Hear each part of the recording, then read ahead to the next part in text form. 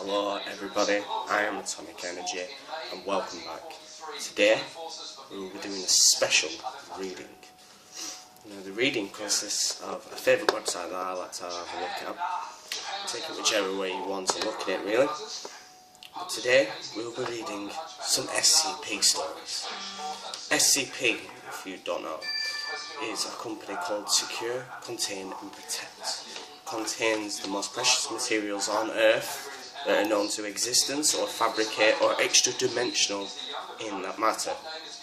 Today we'll be reading out one of my most favourite of SCPs, SCP-432. SCP-432, I'll just get it up on the webpage now, wiki. And the current official monetary unit of currency in Switzerland. Frank, everyone is not the last question on it. I am going to nominate Jason. We found it. So, the object class is safe. There are three types of class of safety: safe, Keter, and lucid. The description of it is a two-door steel storage cabinet measuring 2 meters tall by 1 meters wide and 1 meter deep. The exterior of the cabinet is painted matte green and bears no resemblable features except small areas of corrosion and light scratching, considering it's being left outside of the elements for a prolonged period of time. The doors of the cabinet are fitted with a basic slide bottom hasp for a padlock, allowing the door to be secured from the outside. However, the interior dimensions of S432 displays significant disparity with the exterior. The doors open into an apparently extra-dimensional space containing a large labyrinth complex comprises as yet uncharted series of corridors. The walls, floor and ceiling of the corridors are all constructed from the same heavily rusted steel and adhere to the same height and width scales as the exterior of SCP-432, which is 2 meters high and 1 meters wide. The corridors within SCP-432 are lit in regular intervals of what appears to be a house of light bulbs. Goes on to say that there's fire meshes in there, large steel types, and they go to a lot of dead ends and a lot of lefts and rights. So today we'll be reading some of the explorations they have attempted to try to chart the inside of this labyrinth. We'll try and get to it. So the first one I'd like to read with you is SCP-432 Expedition 1. Now, some of the areas have been blanked out for obviously security reasons. Didn't want to give away too much data. Expedition survivor Dr. T, unfortunately, does not say who that is, but all we know is he's called Dr. T. Subject is D64502, male, average physique. Physical background shows history of aggravated assault and burglary. Subject is equipped with a standard mission pack equipment and send it to SCP-432. If you'd like to know more about that, go on the website and know what we're using to go inside the exploration. Camera is activated and subject enters SCP-432. The door is held open by a 3 kilogram weight placed inside the doorway with technicians on hand to remove the weight and close the door if required. The camera activates, showing a short corridor constructed from the same rusted, corroded metal as the exterior of SCP-432. The floor is formed from rigid, safeted steel. It might be found on industrial walkways and gantries, very unusual to be inside confined spaces. The corridor makes a 90-degree turn to the right, approximately 5 meters ahead of the subject. Control asks the subject to move around the corner. Subject moves forward as requested, turning the corner into a longer tunnel. The exact length, which cannot be judged due to the lack of lighting. A conventional electric light bulb on the wall lights the immediate area, but the light fails to illuminate much beyond 3 meters.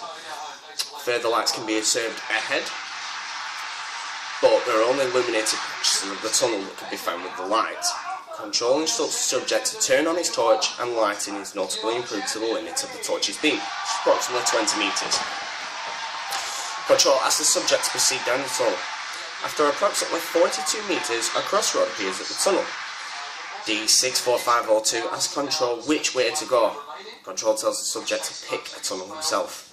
The subject chooses to go left, and, entering the new tunnel, produces a stick of marker chalk from the equipment pack and draws a large arrow on the next to the wall indicating the direction of the exit he came from.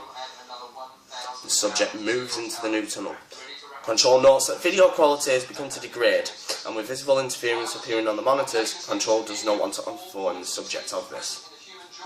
Subject proceeds to go down new tunnel for 11 metres, before the tunnel becomes to a T-junction that goes left and right. Subject takes the left tunnel again, marking the direction back for the exit with the chalk, and continues onwards. Subject walks approximately 5 metres down this tunnel and stops, and asks Control if they heard anything. Control replies they did not, and asks what D6542 heard. Subject is quiet, as if listening, then replies in muted tones, "I can hear someone banging on the wall in the distance, and he's shouting." Subject becomes very agitated at this point and tells Control that the person sounds fucking scared. Control boosts audio gain on the subject's control and sounds similar to the subject's description. Repetitive distance banging consistent to someone striking a metal surface with their arm or hand. A voice can be detected, but audio quantity is sufficient to discern on words. Subject is becoming increasingly agitated by the sounds. Control informs the subject to move in the direction of the sounds that are indicated. Subject objects, but at first forced discussion with Control about the nature of his employment, he hurriedly moves forward. After approximately 14 metres, the tunnel turns into a 90 degrees to the right and angles downwards on a gentle slope. Video interference is now noticeably increased, and slight audio interference is now audible. Subject has to become breathing heavily and muttering under his breath. Subject continues down the tunnel for approximately 27 metres until the floor levels out again. The subject abruptly stops, crouches, and begins to repeat over and over again, "Fuck." Control asks why he has stopped. The subject remains increasingly silent, but the breathing has become louder and heavier. Again, Control asks why the subject has stopped, and D405 just simply replies that he heard a scream, and now the banging has stopped. Control informs the subject to stand up and immediately move forward, but the subject becomes very agitated and demands to be asked allowed to leave. After several minutes of arguing with the subject, stands, takes a long drink from one of his water bottles and moves forward again, although very slowly. Ahead, a T-junction splits off again, one to the left and right, and Control asks the subject to go right. Subject marks his way back with the exit chalk, then immediately goes to right. The tunnel ends at a dead end after 6 metres. Control informs the subject that he needs to go back to the junction and take the left tunnel. This too ends in a dead end after only 4 metres. The subject now seems to have very much calmed and suggested going to the previous T-junction that they've covered and trying the other tunnel. Control confers with Dr. T, who decides to recall the subject and analyse the data they've collected so far.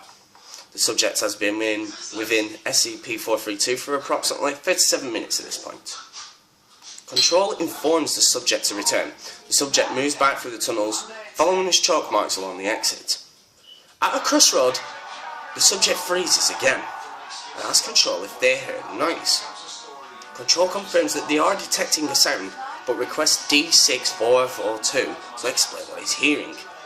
Subject identifies the noise as wind, but at this point the camera captures a very small drift of what appears to be dead leaves blown from the right-hand unexplored tunnel. Subject remarks that the breeze smells surprisingly stale. Control informs the subject to collect several leaves for analysis, and then proceed down the right-hand tunnel to locate the source. Subject collects the leaves and complains about the orders to remain in SCP-432, but moves towards the tunnel's mouth. As the subject nears the tunnel entrance, a loud, echoing roar is heard over the audio, similar to that of a large animal, of a bear or a lion. The subject panics and begins to become extremely agitated, screams and runs for the exit, ignoring Control's demands to investigate the sound. Subject sprints to the exit and collapses in the storage area. Expedition is aborted and the door is closed and locked. Subject is removed for debriefing. So as you can see, it's very strange what they would find or go inside the subject.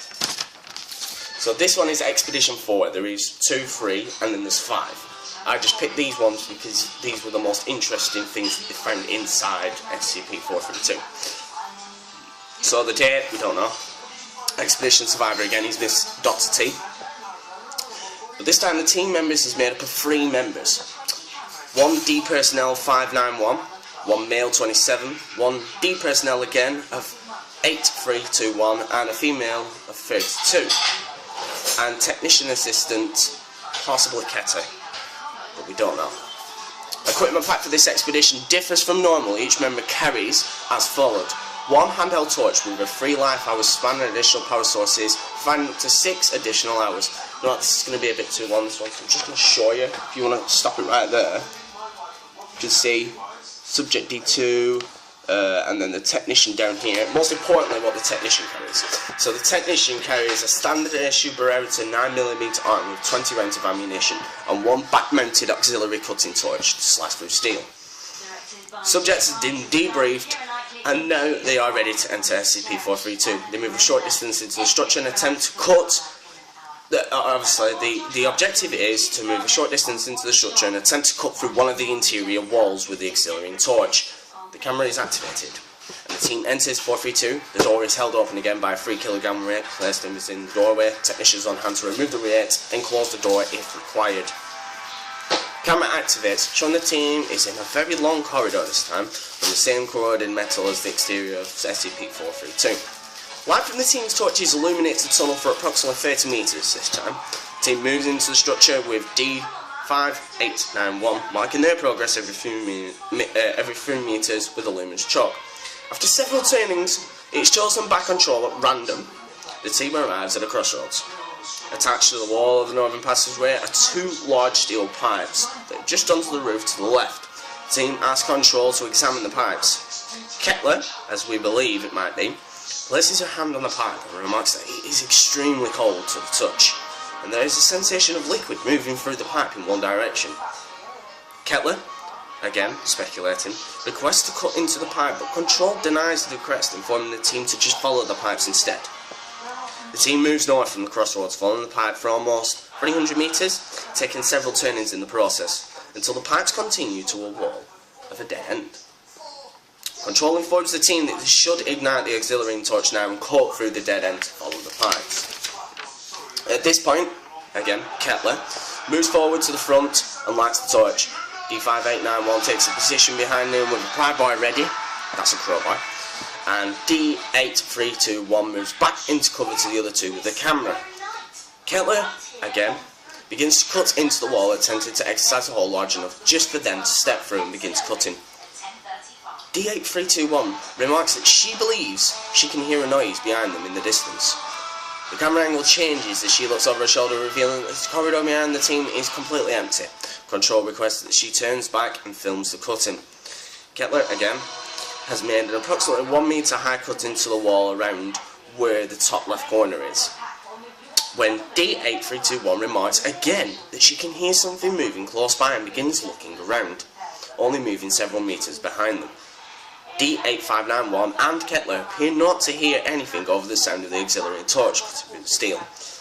Kettler then finishes the vertical cut and proceeds to make a short horizontal cut to allow 5891 to insert the pry bar and pull out the section of the metal wall. As 5891 steps forward and inserts the metal bar into the cut, a large roar is heard, apparently coming from behind the wall. D8321 screams and begins to back away, at which point the cut section of the wall begins to bend outwards, as if it's being pushed by something behind it. At this point, the audio feed becomes very confusing, as D8321 attempts to flee and the camera is very incapable for the rapid movements. Audio transmission is also very unreliable due to the interference and screams of the team. But what they can gather from the information that they've gathered, it appears to be a large indigenous life form that comes through the hole cut by Kettler and assaults the team. Gunfire can be heard, multiple shots, probably from Kettler's firearm, along with screams from D8321 and D5891. The audio logs also record a very loud bowling, which is currently unidentified but presumed to be made by that exact life form. Unfortunately, I can't tell you the next bit because the rest of it's just blanked out. It says the video stills reveal that you insert your thoughts there. Subject D831 manages to eventually escape to the entrance of SCP-432. Injured and in a complete state of extreme mental distress, she exits SCP-432 and therefore, before the technical staff can stop her, pulls out the way, holding the door open, and this shuts the doors of SCP-432. When the door is completely reopened, again, the internal layout has changed completely, and D5891 and Technical Assistant Kepler are presumed lost. Subject 8321 is removed and debriefed, after which she is terminated. Consignment breach. During debrief, it is discovered that a large tuft of animal hair is caught within the harness of D8321, who is still critically injured at this time. The hair was removed for analysis. That's really all I can tell you at the moment. So, like I said, thank you for joining me on this video today. I hope you really liked it. If you liked the video, please leave a like. I'll be probably doing more SCP stories. I quite find them intriguing. The next one will be really nice. You'll probably even like that more. Like I said, if you like the videos that I'm doing, please subscribe. If you like what I'm doing, please leave a like below. And also, if you want to leave a comment, please leave a comment below. It's right just below you. It won't take about 5 minutes. Like I said, this is Atomic Energy 15. Peace out, bros.